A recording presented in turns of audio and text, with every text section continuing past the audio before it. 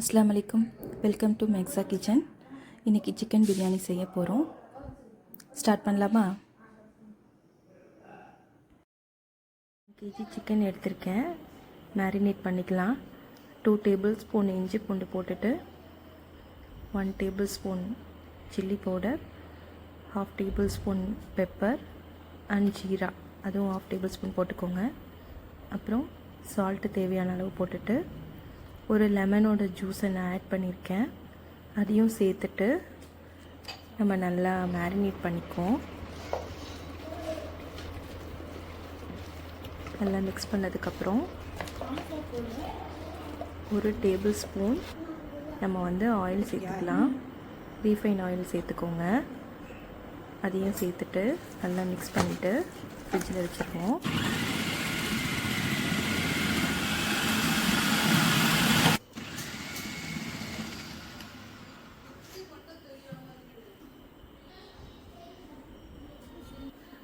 இப்போ நம்ம stove on பண்ணிவிட்டு பிரியாணியோட பாட்டை வச்சிடலாம்.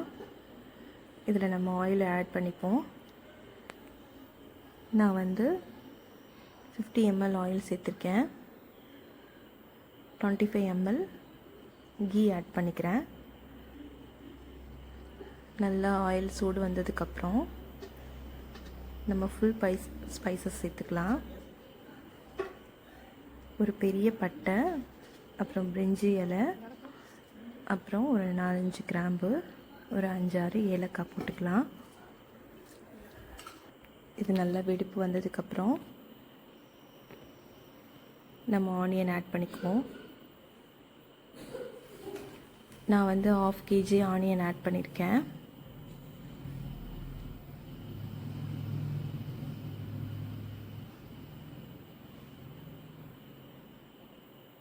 இது வதங்கிறதுக்காக கொஞ்சம் உப்பும் சேர்த்துட்டு நல்லா சாட்டேட் பண்ணிக்கலாம். இது கோல்டன் ப்ரௌன் வரணும். நல்லா கோல்டன் ப்ரௌன் ஆனதுக்கப்புறம் தான் நம்ம இஞ்சி பூண்டு பேஸ்ட்டு சேர்க்கணும். இது கோல்டன் ப்ரௌன் ஆனதுக்கப்புறம் நம்ம ஒரு 4 பச்சை மிளகாய் சேர்த்துக்கலாம். காரம் கம்மியாக வேணுங்கிறதுனால நான் கம்மியாக சேர்த்துக்கிறேன். இதில் 5 டேபிள் ஸ்பூன் நான் இஞ்சி பூண்டு சேர்த்துருக்கேன். பச்சை வாசனை போகிற அளவுக்கு நம்ம வதக்கணும்.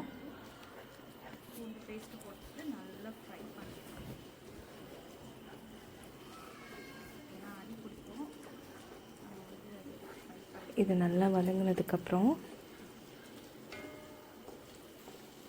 நம்ம கொத்தமல்லியும் புதினாவும் சேர்த்துக்கலாம். ஒரு ஹேண்ட்ஃபுல் புதினா சேர்த்துக்கோங்க. ஒரு ஹேண்ட்ஃபுல் மல்லி சேர்த்துக்கோங்க. இதுவும் நல்லா இந்த எண்ணெயிலே ஃப்ரை ஆகட்டும்.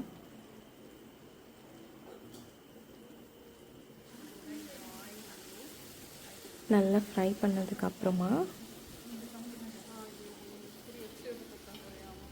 நம்ம 1 kg சிக்கன் சேர்த்துக்கலாம்.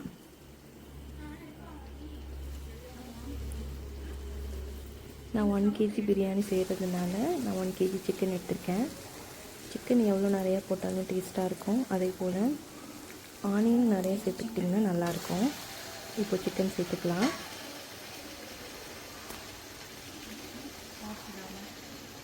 நான் ஒரு லெமனோட ஜூஸை சேர்த்துருக்கேன். நல்லா வதக்கிட்டு மசாலா சேர்த்துக்குவோம். நான் காரம் கம்மியாக வேணுங்கிறதுனால 2 டேபிள் ஸ்பூன் சில்லி பவுடர் சேர்த்துருக்கேன். நல்ல 2 டேபிள் ஸ்பூன் நான் மல்லி எடுத்து வச்சுருந்தேன், மல்லித்தூள், அதையும் சேர்த்துக்கிறேன். அப்புறம் வீட்டில் அரைச்ச பிரியாணி மசாலா, இதோட கிளிப்பிங்கும் ஆட் பண்ணுறேன். பாருங்கள், வீட்டில் அரைச்சி சேர்க்குறதுனால பிரியாணி இன்னும் கொஞ்சம் டேஸ்ட்டாக இருக்கும். நல்லா வதக்கிக்கலாம். நல்லா வதங்கினதுக்கப்புறமா நம்ம கர்ட் சேர்த்துக்கணும். நான் 200 ml இருக்கிற மாதிரி கர்ட் சேர்த்துருக்கேன். அது எனக்கு 1 கப் ஃபுல்லாக இருக்குது. அதை சேர்த்துக்கிட்டேன். நல்லா வதக்கிக்கலாம்.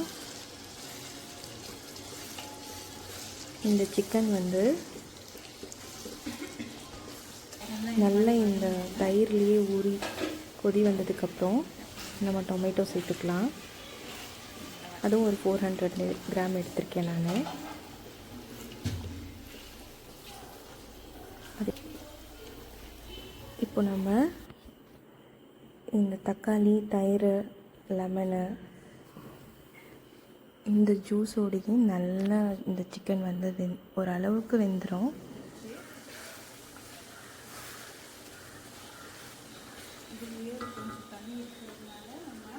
இதுக்கப்புறமா நம்ம வந்து தண்ணி சேர்த்துக்கலாம்.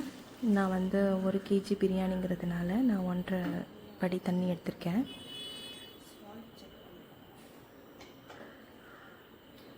உப்பு கரெக்டாக இருக்கான்னு தண்ணி ஊற்றுனதுக்கப்புறம் செக் பண்ணுங்கள். எனக்கு கொஞ்சம் கம்மியாக இருந்துச்சு, நான் சேர்த்துருக்கேன். இது ஒரு கொதி வரட்டும். அதுக்கப்புறமா நம்ம அரிசி சேர்த்துக்கலாம். அரிசி சேர்த்ததுக்கப்புறம் ஒரு தடவை மிக்ஸ் பண்ணி விட்டுட்டு அப்போ ஒரு தடவை செக் பண்ணுங்கள். சால்ட் இருக்கான்னு பார்த்துட்டு போட்டுக்கோங்க. இப்போ நம்ம லிட்டை வச்சு க்ளோஸ் பண்ணிடலாம். அப்புறம் சிக்கனையும் நம்ம ஃப்ரை பண்ணிக்கலாம். நல்லா மசாலாவோட சேர்ந்துருக்கு.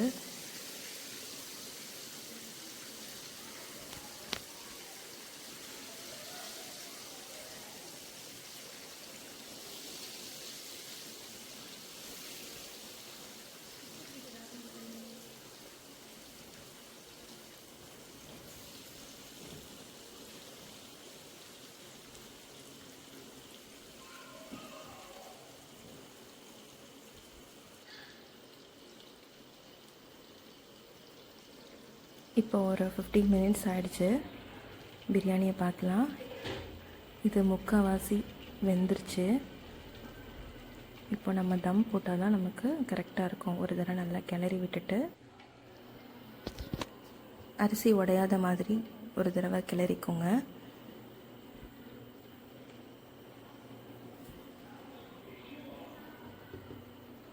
இதுக்கப்புறம்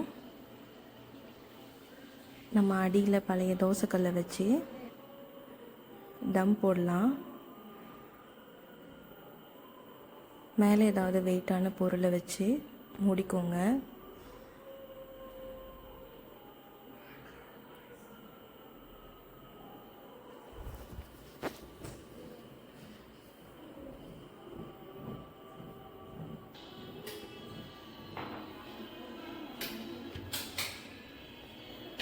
இப்போ பாருங்கள், நல்ல பிரியாணி பூத்து வெந்திருக்கு. அவ்வளோதான், சிக்கன் பிரியாணி ரெடி ஆயிடுச்சு. நம்ம சர்வ் பண்ணிடலாம்.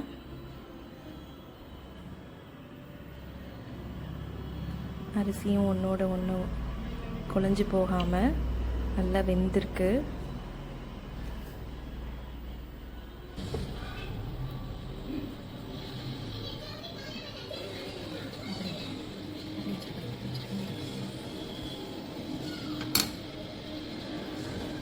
இதை ட்ரை பண்ணி பாருங்கள்.